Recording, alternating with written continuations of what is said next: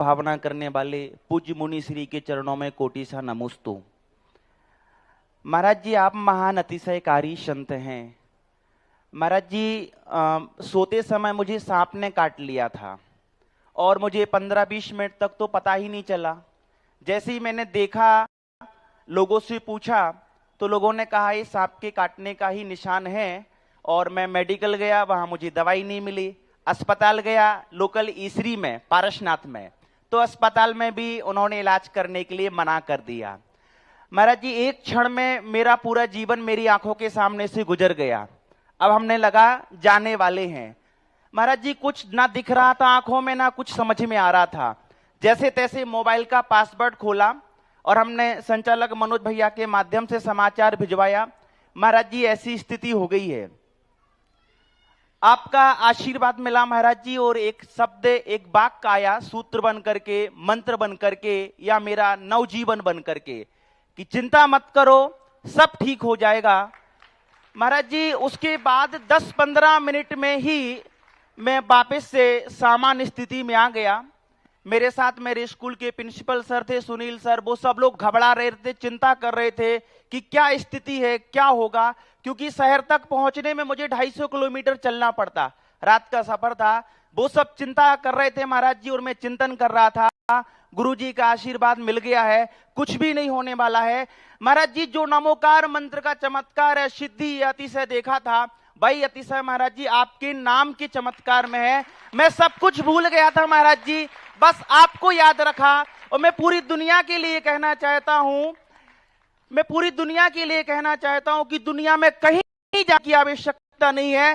पूज्य मुनिश्री के पावन चरणों में अपना जीवन समर्पित कर दो, दुनिया की कोई ताकत तुम्हारा कुछ नहीं बिगाड़ सकती। मैं तो महाराज जी आपका नाम लेता रहा, आपका स्मरण करता रहा, वो वाक्य मुझे याद रहा, मेरे दिमाग में चलता रहा, और ठीक 2 घंटे बाद मैं वापस से अपने काम में जुट गया। महाराज जी, आपने तो मुझे नया जीवन दिया है।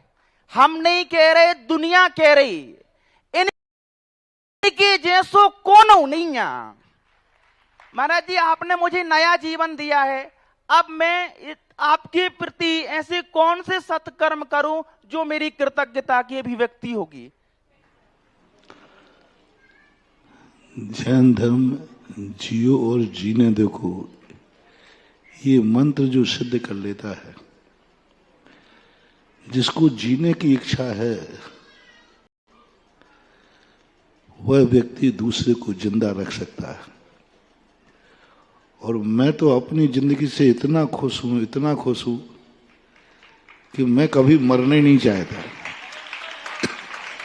मरे वो जो जिंदगी भार हो, हमारा तो एक एक क्षण अनमोल है, एक एक क्षण आनंद में है। और ऐसा जीवन की ऐसी दशा का समस्त पापों से मुक्त होकर के 24 घंटे निकलते हैं। सुबह भगवान की भक्ति में, सामायिक में निकलता है, दिन भर चर्चाओं में निकलता है। इस पंचम काल में इससे अच्छा जीवन और क्या होगा? क्या चाहते हो इस पंचम काल में? 24 घंटे धर्म है, कहीं से तो पाप का कोई गुंजाइश ही नहीं, राग द्वेष की कोई गुंजाइश नहीं, कुछ नहीं। 24 घंटे धर्म ध्यान, धर्म ध्यान। मैंने तो शास्त्रों में ही पढ़ा है, अनुभव में किया।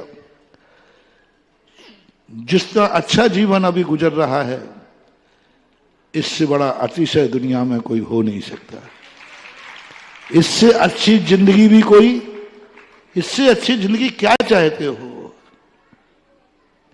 सुबह से शाम तक देखो 24 घंटे, कहीं तो राग द्वेष को गुंजाइश नहीं है।